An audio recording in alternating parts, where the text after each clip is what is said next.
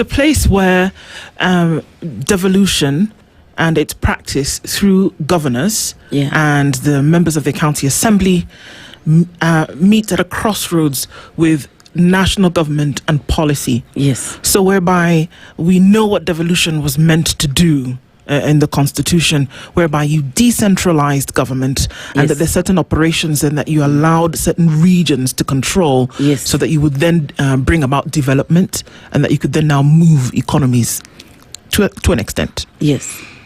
But that doesn't take away from the executive policy position of government. Yes. So how would it change with a governor in place to say, for example, that whereby government policy through the Ministry of Agriculture would be to make food available for the country and would import a commodity vis-a-vis county government that is trying to ensure that the livelihoods of its people through activities such as farming then is protected.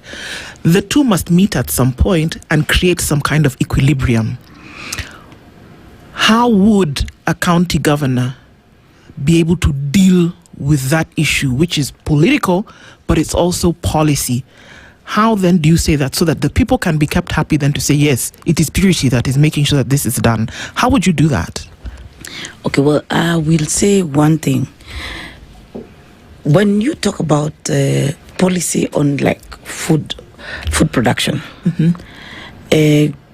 it has been very clear that the county government, the agriculture is devolved, whereby the county government is supposed to take care of the farmers within the county and make sure that their produce is well guarded, especially when it comes to infrastructure to get the food stuff from the farm roads, the in-farm roads.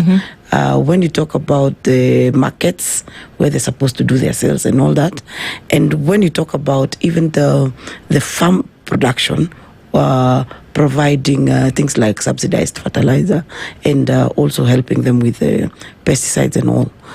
But the national government, on the other hand, is supposed to bring in and make sure that there's enough food in the country. Well, here is a situation where the country and the people have been able to produce. But there's some very greedy people within the government that want to also make a killing out of the food stuff that is being produced. That is now where they do not agree. Because I thought that the national government and the county government must have agreed initially to know how much product or produce is within your county and how can we be able to bring it into the market to make sure that it is circulated and these people have made money before we bring in food from outside, right? But what has happened, it's like there's a lot of disconnect between national government and the county government and even our ministers. Because I was wondering how the Minister of Agriculture then would not be able to have stood with the farmers of Mwea and Kirinyaga.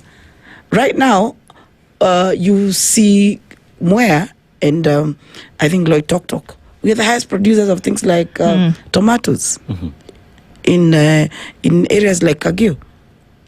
You find that we produce a lot. Our produce of tomatoes, right? A few days ago, we were even feeding the tomatoes to the cows. And right now, one case of tomato, how much is it?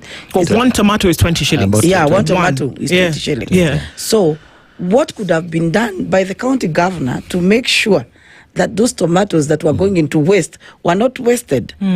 That's why we talk about doing the industries in the county government, in the counties.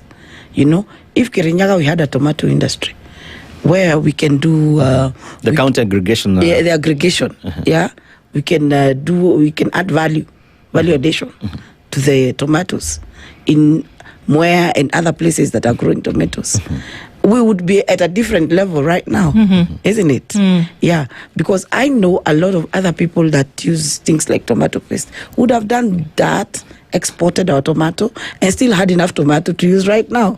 Now, you see, that's where we are not even getting the equilibrium you're talking about, even in the prices of stuff within the country, because there's a lot of disconnect between the county governments and the national government. If there was a good understanding, then we can be able even to control these prices, not by controlling them by putting law to control the prices, but controlling it by providing enough for both that the farmer is getting, and as the consumers, we are also safe.